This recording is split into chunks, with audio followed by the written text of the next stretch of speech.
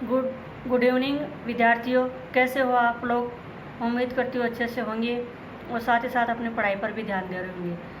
SN girls BEd college Nawalgarh से मैं सहायक आचार्य पूजा सैनी आपका लाइव क्लासेस में स्वागत करती हूँ।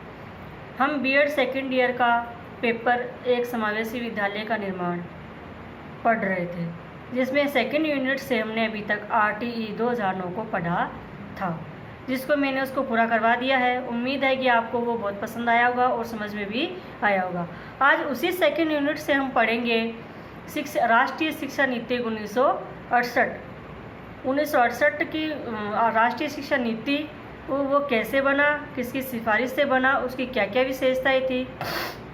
उसके बाद ही निःशक्त जन या कमज़ोर विद्यार्थियों के लिए उसमें क्या प्रावधान किए गए थे आदि बिंदुओं को लेकर हम इस वीडियो में चर्चा करेंगे। सबसे पहले हम बात करते हैं राष्ट्रीय शिक्षा नीति 1968। ये भारत में बनने वाली पहली शिक्षा नीति थी और ये किसकी सिफारिश पे बनी थी। ये बनी थी जो शिक्षा आयोग की स्थापना हुई थी ना 1966 उसकी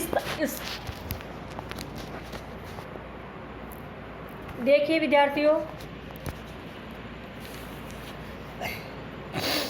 शिक्षा आयोग की स्थापना 1964-66 में हुई थी और ये उसी की सिफारिश पे पहली शिक्षा नीति बनी थी 1968 में। आपको मैं ये बता दूं कि शिक्षा का विषय है जो स्मृति सूची में शामिल किया गया है। ये 1964-66 की सिफारिश पर इसे बना तो गया 1968 में ये शिक्षा नीति पहली बार बनी थी, जो कि पूरे भारत के लिए ही बनी थी। इसमें पहली बार कुछ ऐसी चीज़ों को जोड़ा गया था जिस पे शायद ही किसी का ध्यान गया होगा। तो आज शिक्षा हमारा स्मृति सूची का एक विषय है। इस पे जो भी अगर कानून बनते हैं या जो भी इसमें एक्ट में प्रभावित किया जाता है वो सीधे केंद्र के अधिकार में होता है। अब हम इसमें इसके कुछ मुख्य बिंदु हैं उन पर चर्चा करेंगे। सबसे पहले विज्ञान और प्रौद्योगिकी का विकास करना। इस राष्ट्रीय शिक्षा नीति का पहला उद्देश्य तो यही था कि विज्ञान और प्रौद्योगिकी का विकास करना।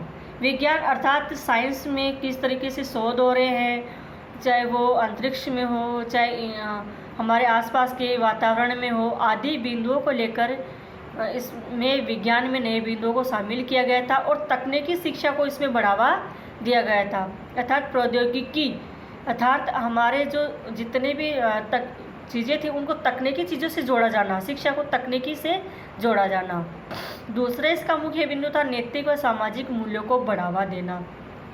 अब तक तो जो शिक्षा थी उसमें किसी प्रकार का कोई नैतिक शिक्षा तो थी, लेकिन उसमें केवल एक नैतिक शिक्षा थी, सामाजिक मूल्यों को नहीं जोड़ा गया था। लेकिन इसमें पहली बार 1968 में नैतिक मूल्य अर्थात जो बच्चा होता है उसका सर्वांगीण विकास करने के लिए पहली बार उसमें नैतिक मूल्यों से हमारा तात्पर्य है उसके नैतिक आचरण अर्थात उसकी दया की भावना, परोपकार की भावना, दूसरे जीवों पर दया करना, सभी की सहायता करना आदि के वातावरण को विकसित करना। फिर दूसरा इसमें पॉइंट लिया गया था कि सामाजिक विकास अर्थात बच्चा जिस समाज में रहता है उस समाज का उसे अंग भी होना अनिवार्य था। वो अपने आसपास के वातावरण से जोड़े, अपने आप को अपने घर के सदस्यों से जोड़े और वो स्कूल में आए तो बाकी बच्चों के साथ जुड़े, उनके साथ नई चीज़ों को सीखे, उन्हें अपने बारे में कुछ नई चीज़ों को सीखे और सिखाए। इस तरीके से इसमें बातों को ध्यान दिया गया था। फिर था कि शिक्षा व जनमानस के बीच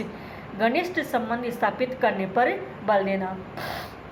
देखिए 1968 में जो ये शिक्षा बनी थी उस टाइम तक लड़कियों के लिए शिक्षा की इतनी अच्छी मांग नहीं थी, लड़कियों को नहीं पढ़ाया जाता था, मतलब कुछ ही लड़कियों को पढ़ाया जाता था। से बड़े घर की लड़कियों की बात करें तो उनके लिए घर पे ही शिक्षा की व्यवस्था की जाती थी। स्कूल के लिए तो शायद ही नाममात्र की लड़कियां थी जो स्कूल में पहुंच पाती थी। और कुछ तो माता पिता जैसे गरीब व्यक्ति थे वो अपने बच्चों को वैसे भी नहीं पढ़ा पाते थे, तो उनका शिक्षा के प्रति कोई जो नज़रिया था वो कुछ अच्छा नहीं था। तो इस राष्ट्रीय शिक्षा नीति का पहला कर्तव्य तो यही बन रहा था कि हम शिक्षा को इस तरीके से बनाएं उससे अधिक से अधिक लोग जुड़ जाए और जनमानस में इसका प्रचार प्रसार हो, ताकि वह इस शिक्षा को अपने बच्चों तक पहुंचाए, अपने बच्चों को शिक्षा लेने के लिए प्रेरित करे, उन्हें स्कूल भेजें, ताकि हमारा समाज, हमारा भारत है वो शिक्षित बने। ये तो इसके कुछ बिंदु थे जिसको लेकर इस राष्ट्रीय शिक्षा नीति में चर्चा की गई थी। अब हम इसकी विशेषताओं की बात करते हैं। तो सबसे पहला आता है निःशुल्क व अनिवार्य। अब देखिए, ये निःशुल्क व अनिवार्य शिक्षा है। वैसे तो बच्चे के लिए एक अधिकारी है वो कि अपने लिए शिक्षा प्राप्त करे, लेकिन हम ये देखते हैं कि हमारे आसपास कुछ ऐसे भी परिवार है, ऐसे बच्चे भी हैं जो शिक्षा लेने में असमर्थ होते हैं। उनको प्राइवेट स्कूलों में वो जा नहीं सकते और उनके माता पिता उनको ऐसे सोचते कि क्या करेगा पढ़ के, 2 पैसे कमा ले तो वो ठीक है। तो इसलिए गवर्नमेंट को इस शिक्षा को लाना पड़ा निःशुल्क व अनिवार्य, अर्थात सभी बच्चे को निश्चित रूप से निःशुल्क शिक्षा दी जाएगी और अनिवार्य रूप से दी जाएगी।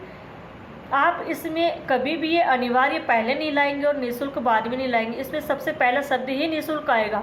निःशुल्क का मतलब होता है कि कोई भी बच्चा अगर शिक्षा लेना चाहेगा तो उसे किसी भी प्रकार से आर्थिक बोझ के नीचे नहीं दिया जाएगा।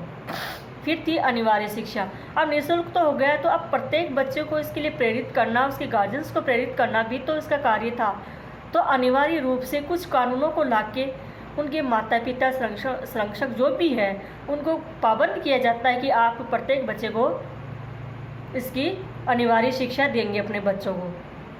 अब इसी में दूसरा पहला पॉइंट है अपना पाठ्यक्रम का सफलतापूर्वक पूर्ण किया जाए। अब बच्चा स्कूल में आता है तो उसके लिए उसको सबसे पहले उस क्लास में क्या पढ़ाया जाना है, कौन सा टॉपिक है, कौन सा विषय, आदि विषयों से उसको अवगत करवाना और समय से अपने सारे पाठ्यक्रम को पूरा करना भी पहला कर्तव्य शिक्षकों का होता है।